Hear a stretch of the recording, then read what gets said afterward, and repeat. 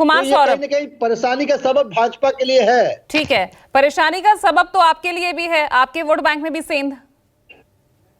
मुझे पहले बात की शुरुआत आदम गोंडवी जी की 2 लाइनों से करनी कि तुम्हारी फाइलों में गांव का मौसम गुलाबी है, मगर ये दावे झूठे और ये आंकड़े किताबी हैं।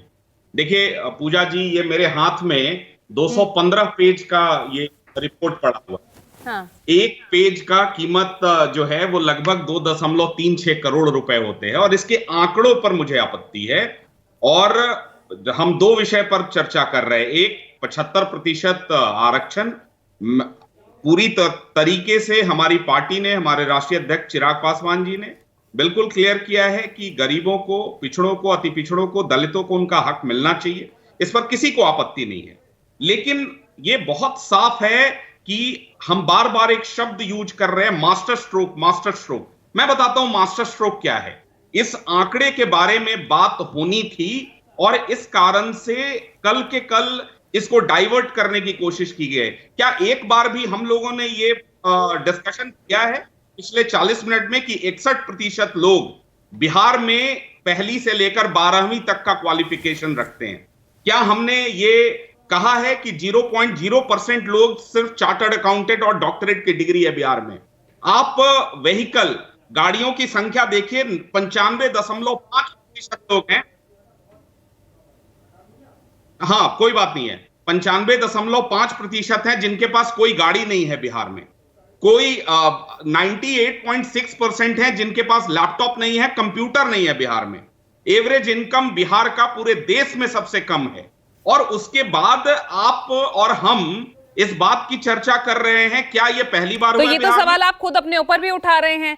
नीतीश कुमार के 18 में से 16 साल बीजेपी के साथ रहे। 10 सेकेंड झारखंड ने, तो ये सवाल तो सीधा बीजेपी पर भी खड़ा हो रहा है ना। 10 सेकेंड पूजा जी, झारखंड ने 77% आरक्षण की घोषणा भी की थी।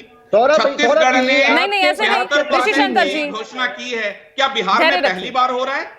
इनको पता है कि यह संवैधानिक विषय है, यह मामला आगे अटकेगा और इन आंकड़ों पर चर्चा ना हो, बिहार की गुर्बत और गरीबी पर चर्चा ना हो, इसके लिए इन्होंने बोला है। 77% हेमंत सोरेन जी ने कहा, भूपेश बघेल जी ने कहा 76% हम देंगे। हरियाणा में जो है प्राइवेट सेक्टर जॉब में 75% आरक्षण है। कर्नाटका में आपको ये ब्रीच को 50% को तोड़ने की बात की जा रही है। भाई क्या नया कह दिया है नीतीश बाबू ने जिसकी हम चर्चा यहां कर रहे हैं? आप 100% कर दीजिए, कौन रोक रहा है आपको? लेकिन साथ साथ बिहार में विगत 30 वर्षों से आपका शासन रहा है।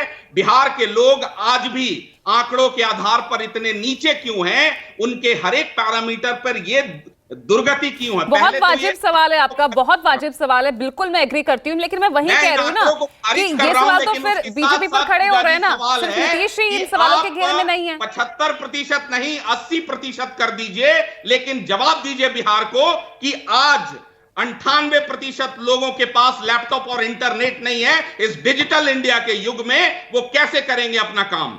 वो हमारा युवा कैसे गांवों में पढ़ाई कर पाएगा अगर उसे इंटरनेट से जुड़ना होगा? क्या आप इन विषयों पर आप जवाब नहीं देंगे? आप 80% करिए, आप 90% करिए, आरक्षण पूरा समर्थन है। कुमार सौरभ, मेरा भी तो सवाल सुन लीजिए। विशेष राज्य का दर्जा का मांग करने से आपकी अपनी नाकामी नहीं खत्म हो जाती है। हमको चर्चा इस बात पर करनी चाहिए यहाँ पर। बहुत वाजिब सवाल है। मेरी आवाज आप तक पहुंच रही है कुमार सौरभ? मेरी आवाज आप तक पहुंच रही है? जी। मैं बार बार एक यही मैं पूछना चाह रही हूँ। ठीक है, बहुत वाजिब सवाल आप उठा रहे हैं, लेकिन ये सवाल तो फिर बीजेपी पर भी खड़े होते हैं ना। सिर्फ नीतीश कुमार तो इसके दायरे में आते नहीं।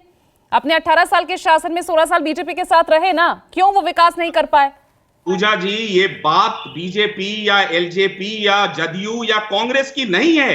हम बात बिहार की कर रहे हैं, बिहार के 14 करोड़ लोगों की बात कर रहे हैं। ठीक है, आप देखिए इनके अपने आंकड़े। पहले तो मैं इन आंकड़ों को खारिज करता हूं, हमारी पार्टी खारिज करती है, लेकिन चलिए थोड़ी देर के लिए इन आंकड़े गलत है लेकिन समर्थन फिर भी है।